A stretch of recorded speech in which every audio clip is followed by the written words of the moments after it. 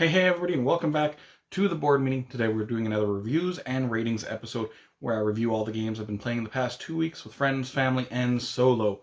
And we've got 8 different games we're going to be reviewing today. We're going to give a quick overview of the game, give my quick review, and a final rating for that particular game. We're going to go through these fast. Like I said, we've got 8 games on the docket we're going to be talking about today. So let's just jump right into it. I always go from my least favorite into my favorite.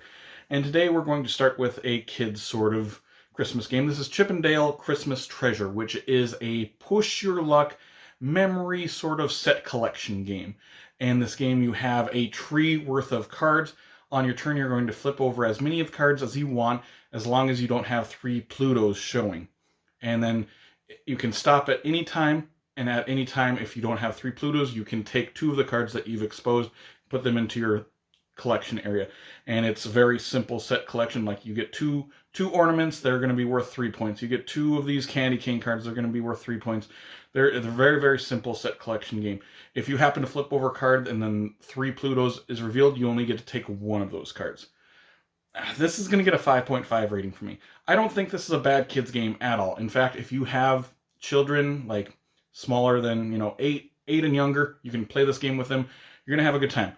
I'm giving it a 5.5 because that's how I feel about the game, because I don't have a child that's young anymore. I would not play this with my 15-year-old. I would not bring this to like a game group area.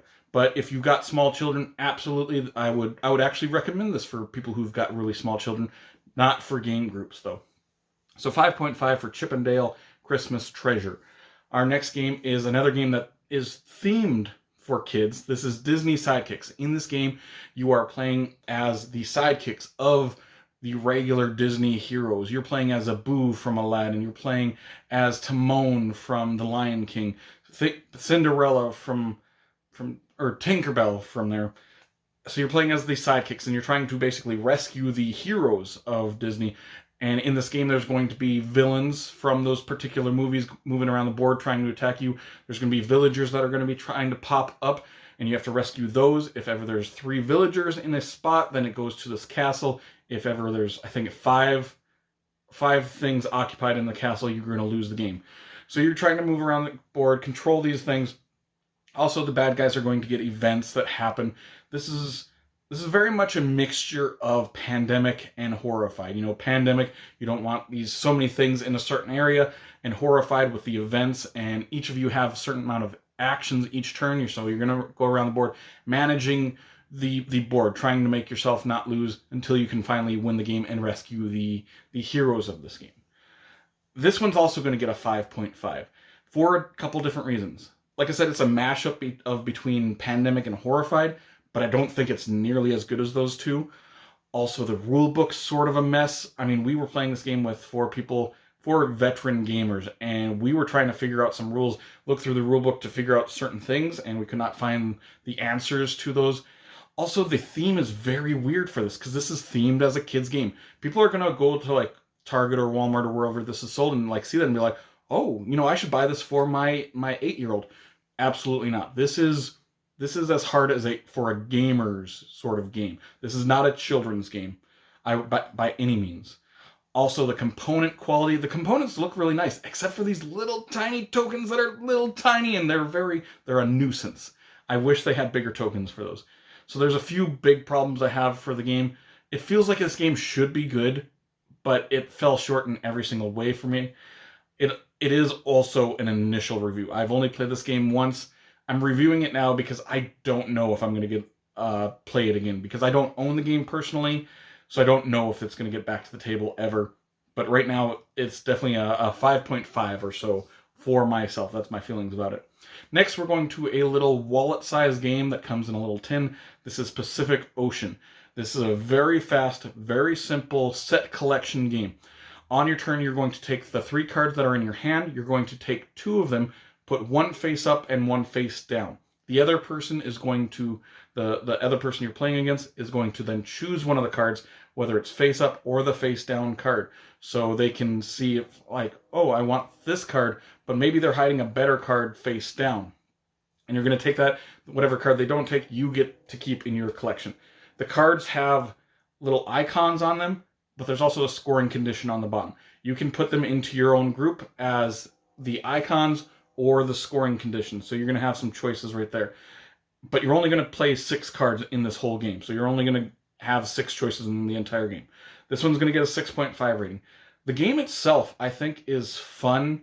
It's very, very fast. I'm talking less than 10 minutes. I would say 5 minutes, because you're literally taking 6 cards the entire game, and the choices are very fast. So you could play this game 20 sometimes in 1 hour if you just continue to play this with one other person. It's none of the things in the game I dislike. It's a 6.5 though, because it's one of those games that I feel is like almost too fast. Literally, the decisions is like, okay, I'm going to take this, and then after a couple minutes, you're like, okay, let's shuffle up and do it again. It's not particularly addictive to me. So if a game's like this fast, I kind of want it to be addictive. I want it to be like, oh, let's shuffle up, play again, play again, play again. I didn't really get that feeling for this. I think it's a fine game, but it's almost too fast for this set collection sort of game for itself. So yeah, 6.5 for Pacific Ocean. Going to the next one. Next game is Parfum or Perfume. I'm not sure how to pronounce this one. This is a very light board game where on your turn, whoever is the lowest score is going to choose what turn order they want them for themselves. So you're like, okay, I want to go third this round, or second this round, first this round. And whoever's the lowest score get to choose the turn order for themselves. And the later in the round you go, the more actions you get. If you go first, though, so if you go first, you're going to get 3 actions. If you go second, you're going to get 4 actions. Third is going to get 6 actions. And the actions are very simple. You can either take dice, or take a reroll water token, or you can refresh some of these tokens that are in the middle. After you do that, you're going to roll your dice, and you're trying to roll the perfume side of each of these dice to collect bottles. And there's going to be top sections, middle sections, and bottom sections of these bottles. You're going to make full bottles. Once you have made full bottles, then you're going to be selling these fragrances to certain people who want that particular fragrance. This is a very fast game. Very simple, very lightweight game. It's going to get a 6.5. I didn't mind this game. It's fine. If someone asked me to play it some more, I would gladly break it out. But just know that it is a very luck-based game. I mean, you have to get lucky with the dice when you're rolling them. You have to get lucky that the certain bottle types are in that section. You have to, if you need a middle section, there's no middle sections in that area for you to get those bottles. You can't complete your bottles. You have to have the certain people that want your particular fragrances in that row in order to sell those fragrances for optimum points. But I didn't mind it, because it's literally like a 30-minute board game or so. So I don't mind that. It's kind of like Pacific Ocean. It's inoffensive to me. But I'd gladly play it again if someone asked me to. So 6.5 for Parfum. Going to the next game. The next game is a word game. This is Poetry for Neanderthals. This is a word game with a gimmick. The gimmick is you have a big giant stick. The people are trying to get other people to guess the certain words that are on their card. This has been done before. But in this game, you have to talk like a Neanderthal. You have to talk in 1-syllable words. And there's a person standing there beside you with a stick. If you say words that you cheat somehow on your turn, you say words that are bigger than 1 syllable, they whack you with this inflatable stick. And it's a fun time waster, I should say. It's going to get a 7 rating. If you like word games, this one's fine. And I could see this one going well over like Christmas time when you get all the family together. Everybody can play this game. It's funny. You get to whack people with an inflatable stick. What's not to like? So yeah, 7 rating for Poetry for Neanderthals. Going to the next game. The next game is Bark Avenue, which this is a game where you are playing as dog walkers in New York City, and you are trying to walk all of these dogs, have them do all the activities that they want to do, and get them back in time to their particular home. Each of the dogs have activities that they want to do, whether it's playing fetch or sniff this fire hydrant or different things. And you want to take pictures of them to show the owners when you get back home. They need to get walked so many times, so many turns for particular dogs. Some dogs can't get walked with other dogs. Some large dogs don't want to get walked with small dogs. Stuff like that. So you're going to have these dogs that you're trying to control walk around these parts and do the particular actions at the certain parts that you're going to. It's a pick up and deliver game. This is going to get a 7 rating. I absolutely love the theme of this. I love dogs, and if you are a dog lover, I would suggest this game. I enjoyed this enough. I enjoyed the theme enough. It feels very thematic. You know, certain dogs want to do certain things. You got to do certain things. In fact, I used to have a side job or side gig that I owned where I pretty much did this. I went and took care of people's dogs a lot just as a side thing because I enjoy dogs so much. And in fact, I've got my dog sitting right there beside me. It's only going to get a 7 rating though because it is a pick up and deliver game, which gets a little bit monotonous for me. Like you're doing the same thing. You're going to get a dog, move them around, bring them back, pick up a new dog, bring them around, bring them back, stuff like that. But I enjoyed the theme enough where this is definitely going to be staying in my collection. In fact, like the certain dogs show up and there's like a Shih Tzu and I'm like, oh, you know, there's Griff, my dog. I'm like, oh yeah, I'm taking that dog for sure. Maybe it doesn't benefit me in the game itself actually, but I'm definitely taking the Shih Tzu. So yeah, 7 rating, a game that I enjoyed. It gets a little monotonous, but it's one that I'm definitely going to be keeping in my collection for the theme alone. And the game is good as well. Going to the next game. The next game is a small, little, very simple card game. A game that I'd never even heard of. This is called Trickdraw. In this game, it's very, very simple. On your turn, you're going to pick a card, or draw a card, and play a card. The card that you play can either be face up and do the ability of that, whatever that card is, or you can place it face down. If you place cards face down, they're going to be worth 1 point. The complexity of this game and the decisions that you're making in this game come from the actual abilities of these cards. These cards are going to have a bunch of different abilities on them. They might be flipping some of your cards over, so you could flip over all these cards that are face up to face down now, and all those cards are worth 1 point. You're going to be stealing cards from other people that are in front of them. You're going to be flipping their cards. You know, some cards are going to be worth more flipped up actually than flipped down because they got some kind of ability. It is basically a race to 10 points.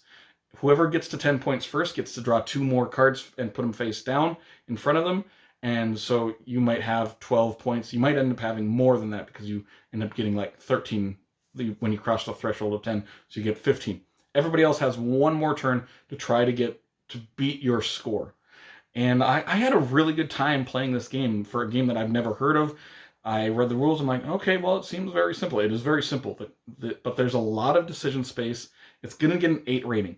I think for such a simple game, it's one of those games that light rules, heavy depth. The rules, I explain the rules to you. The depth of this comes from the ability of those cards. You can teach anyone this game. They might have some questions on the abilities of the cards, but you can get to that when those cards come up. But it's very simple. It's relatively fast. 20 minutes or so to play this game. I've played this game several times in the last couple days with several different people, and everybody seemed to enjoy it. So yeah, 8 rating for Trickdraw.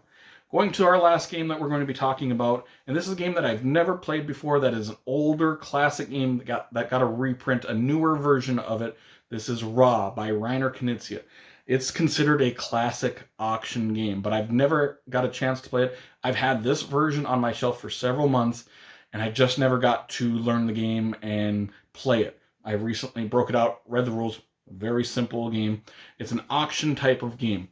And you have these sun discs in front of yourself that have numbers on them. On your turn, you're going to be drawing tiles from this big giant bag. There's like 150 tiles in this bag. And you're going to be flipping them over and putting them into this row. At any time on another person, when it comes to your turn, you can either draw a tile or say raw, which starts the bidding.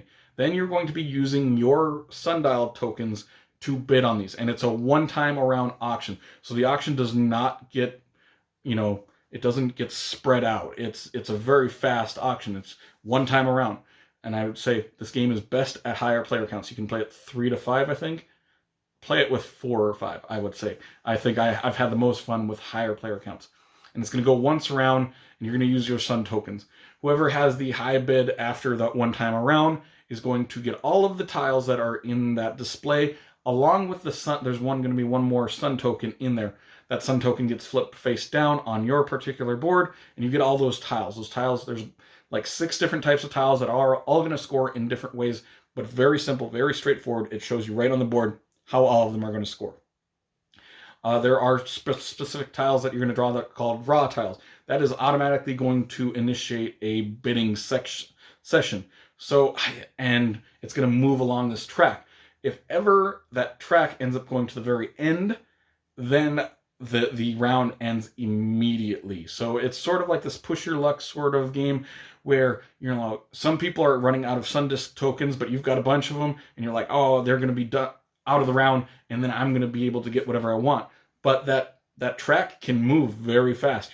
If you draw like 4 or 5 raw tokens in quick succession, you're like, oh my gosh, the round is almost over, and I haven't even gotten any tiles for this particular round.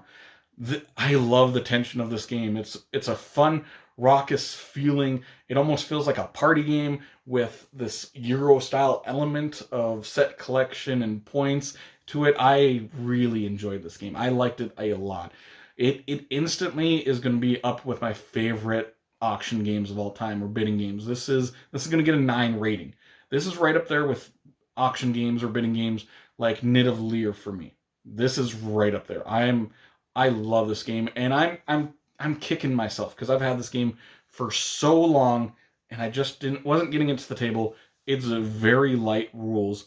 Like I think there might be 4 or 5 pages in that rule book, and I just didn't get to it. And it's one of those games that I've always wanted to play, but I just never did get to it. And I should have gotten to it a lot sooner. And I'm really excited that I have this game now, and that I know how to play it, and that I can bring it back to the table. Everybody was having a really good time playing this game. So yeah, 9 rating for Raw, and that is the last game that we're going to be talking about, reviewing for this week's reviews and ratings. Make sure to comment down below some of your thoughts on some of these games, if you played them, if you haven't, if you agree with me, if you disagree. Either way, if you did enjoy this video, make sure to like and subscribe to see more weekly content from me, Shane, at the board meeting in the future. Hope you all have an amazing day. Take care.